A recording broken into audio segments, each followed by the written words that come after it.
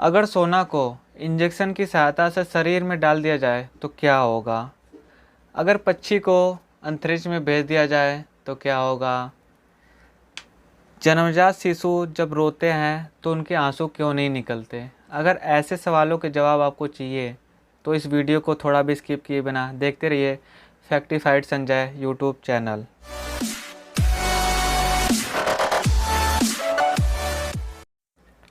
Fact number पहला। आज मैं कुत्तों के बारे में गजब के फैक्ट बताने वाला हूँ और ये ऐसे फैक्ट हैं जो आप लोगों ने कभी नहीं सुने होंगे। तो चलिए शुरू करता हूँ। जब कुत्ते पैदा होते हैं तो वो पूरी तरह से अंधे होते हैं। उन्हें कुछ भी दिखाई नहीं देता है और ना ही कुछ सुनाई देता है। वो जब पैदा होते हैं तो उस समय वह सिर्फ स्पर्श की भावनाएं प्रदर्शित करते हैं, मतलब सब कुछ स्पर्श से ही काम चलाते हैं। और अगर मैं आपसे कहूँ कि एक कुत्ता ऐसा भी है जो भौंकता नहीं है, हाँ भाई हाँ, भौंकता नहीं है, तो आप क्या कहोगे? तो आप कहोगे नहीं यार, ऐसा तो नहीं होता कि कोई कुत्ता भौंक नहीं सकता। लेकिन मैं आपको अब बता दूं कि मध्य अफ्रीका में पाए जाने वाला बेसेंजी शिकारी कुत्तों का एक नस्ल है जो भौंक नहीं सकता। क्यों? यकीन नहीं होता ना? आश्चर्य की बात यह है कि ये कुत्ता शिकारी कुत्ता है जो भौंक नहीं सकता। फैक्ट नंबर दूसरा। क्या आप लोगों ने कभी तारों को गिनने की कोशिश की है? अगर कोशिश की है तब भी अच्छा है, नहीं की है तब भी अच्छा है, क्योंकि इसमें मेरा तो कोई घाटा है नहीं।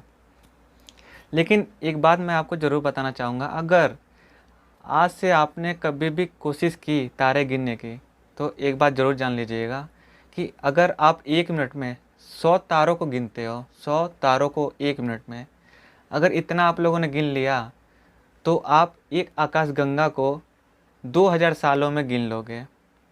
अगर गिनना है तो भाई आज से बैठ जाओ और 2000 सालों तक गिनते रहो, तब आप एक आकाशगंगा को गिन पाओगे। फैक्ट नंबर तीसरा। अगर नासा एक पक्षी को अंतरिक्ष में भेजे तो वह उड़ नहीं पाएगा और जल्दी ही मर जाएगा, क्योंकि वहाँ पर उड़ने के लिए बल ही नहीं है। फैक्ट नंबर चौथा। आप सब लोगों ने ट्रेन में सफ़र की होगी, लेकिन कभी फुल स्पीड से चलती हुई ट्रेन से उतर कर और कुछ टाइम इधर उधर घूम के फिर उस ट्रेन पर चढ़े हैं? शायद नहीं। ऐसा काम किसी ने नहीं किया होगा कि फुल स्पीड से चलती हुई ट्रेन से उतर कर फिर उस पर चढ़ा जाए, शायद किसी ने नहीं। लेकिन मैं बता दूं कि ये संभव है। अब आप लोग सोचोगे कैसे, तो मैं आपको बता देता हूँ कि भारत की एक ट्रेन है जिसका नाम मेट्टुपलायम ऊटी नीलगिरी पैसेंजर है। इसकी सबसे ज़्यादा स्पीड 16 किलोमीटर प्रति घंटा ही है और ज़्यादातर ये 10 किलोमीटर प्रति घंटा की रफ्तार से ही चलती है। तो सोचो यार, इस दौरान आप आसानी से उतर कर थोड़ा सा इधर उधर टहल कर फिर इस पे बैठ नहीं सकते हो? फैक्ट नंबर पाँचवा।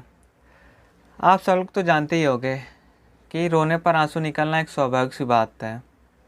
लेकिन क्या आप जानते हो, जब नवजात शिशु रोते हैं तो उनकी आंखों से आंसू नहीं निकलते। नवजात शिशु जिनका जल्दी जन्म हुआ होता है। अब आप लोग सोच रहे होंगे कि यार ऐसा होता है कि नहीं होता है, लेकिन मैं आपको बता दूं कि ऐसा होता है।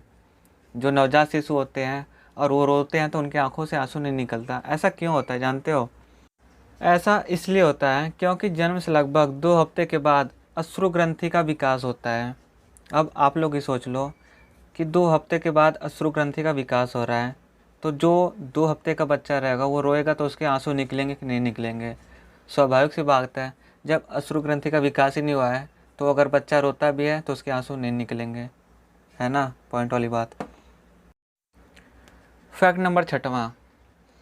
अगर मैं आपसे बोलूं कि किसी ऐसे पक्षी के नाम बताइए जो बिना रुके 1000 किलोमीटर तक उड़ सकता है, बिना रुके, तो आप शायद कुछ पक्षियों के नाम बता दोगे जो बिना रुके 1000 किलोमीटर तक उड़ सकते हैं।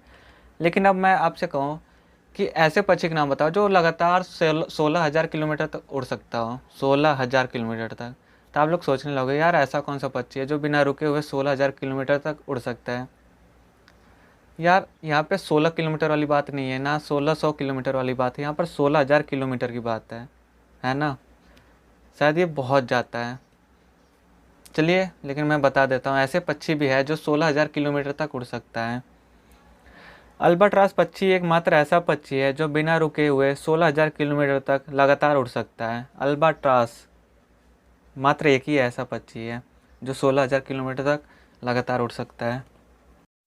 फैक्ट नंबर 7वां, आप सभी लोगों ने तो सुना ही होगा कि उल्लू दिन में देख नहीं पाते हैं, लेकिन कभी सोचा कि क्यों नहीं देख पाते हैं? जिसने सोचा वो तो ठीक है, अगर जिसने नहीं सोचा उसे सोचने की अब ज़रूरत नहीं है, क्योंकि आज मैं खुद बता दूंगा कि उल्लू को दिन में क्यों नहीं दिखता है। चलिए बताना शुरू करता हूँ। उल्लू की जो आंखें होती है ना, उसके पूरे शरीर के वजन की 5% यानी कि बहुत बड़ी होती है, जिससे ये बहुत मात्रा में लाइट कैप्चर करती है। और जानती हो, जब ज़्यादा लाइट कैप्चर करेगी तो दिन में सूरज की रोशनी बहुत ज़्यादा कैच करेगी, और इसी वजह से इतना ज़्यादा लाइट कैप्चर करती है, सिर्फ इसी वजह से उसकी आंखें दिन में चौधिया जाती है और उन्हें दिन में दिखाई नहीं देता है। इनकी आंखें जानते हो एक जगह फिक्स होती है, हिलती नहीं है, एक ही जगह टिकी रहती है। ये नहीं कि इधर उधर तिरछी में भी देख लें ये लोग। फैक्ट नंबर 8वां, अगर मैं आपसे कहूँ कि एक ऐसी मछली है जिसे सिर्फ छूने मात्र से ही हम लोगों की मौत हो सकती है, तो आप लोग सोचने लगोगे यार ऐसी कौन सी मछली आ गई जिसे सिर्फ छूने मात्र से ही हम लोगों की मौत हो जाएगी। तो चलिए मैं आपको बता देता हूँ। मकर रेखा के आसपास के समुद्रों में एक जहरीली स्टोन फिश नाम की मछली पाई जाती है, जो जहरीली है। इसे सिर्फ छूने मात्र से ही हम लोगों की मौत हो सकती है।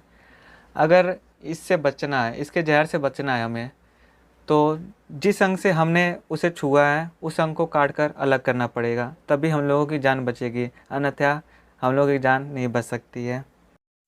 फैक्ट नंबर 9वां, ऐसे बहुत से पदार्थ हैं जो हमारे शरीर के अंदर किसी प्रकार से डाल दिए जाएं तो कुछ पदार्थ हमारे लिए फ़ायदेमंद होंगे और कुछ पदार्थ हमारे लिए नुकसानदेह होंगे। लेकिन इसी प्रकार से अगर मैं कह दूं कि अगर सोना को इंजेक्शन के माध्यम से हमारे शरीर में डाल दिया जाए तो क्या होगा?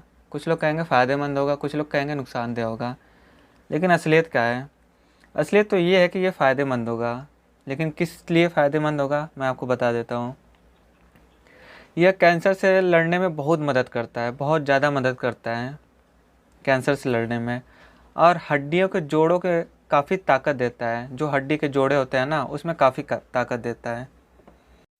फैक्ट नंबर 10वां, आप सब लोगों ने तो सुना होगा कि कॉकरोच का सर कट जाए तब भी वो कुछ दिनों तक ज़िंदा रह सकता है। बट किसी के माइंड में आया कि कुछ दिनों तक ज़िंदा कैसे हो रहता है? आज मैं इसी के बारे में आपको बताने जा रहा हूँ कि वो कुछ दिन तक ज़िंदा कैसे रहता है। चलिए बताना शुरू करता हूँ। जो कॉकरोच होते हैं ना, वो नाक से सांस नहीं लेते हैं। उनके शरीर पर छोटे छोटे छिद्र होते हैं जिसकी सहायता से वो सांस लेते हैं, और सर जब उनका कट जाता है तो अपने शरीर की सहायता से सांस लेकर कुछ दिनों तक जिंदा रहता है। बस यही वजह है कि वह कुछ दिनों तक और ज़िंदा रह लेते हैं, शरीर से सांस लेते हैं और रहते हैं। लेकिन अगर सोचा जाए, जब सांस भी ले रहे हैं तब भी क्यों मर जाते हैं कुछ दिनों के बाद? अब तो ये पॉइंट वाली बात है ना यार, कि अगर सांस उनकी चल रही है तब भी क्यों मर जाते हैं? तो मैं आपको बता दूं कि यार खाना तो उनको खाना ही पड़ता होगा, उनको भी भूख प्यास लगती है। जब उनका सर ही नहीं रहेगा तो खाएंगे कैसे? कॉकरोच की जो मौत होती है ना कुछ दिनों के बाद, वो भूख प्यास की वजह से होती है, ठीक? नहीं तो अगर उन्हें भूख प्यास न लगे ना, तो कुछ दिन क्या, बहुत दिन तक जिएंगे। बस उनकी भूख प्यास से मौत हो जाती है। दोस्तों, अगर मेरी ये वीडियो थोड़ी भी आपको पसंद आई हो तो लाइक सब्सक्राइब करना ना भूलें और बेल के आइकन को जरूर दबा दें, ताकि मेरी हर वीडियो आप तक पहुंचती रहे। धन्यवाद।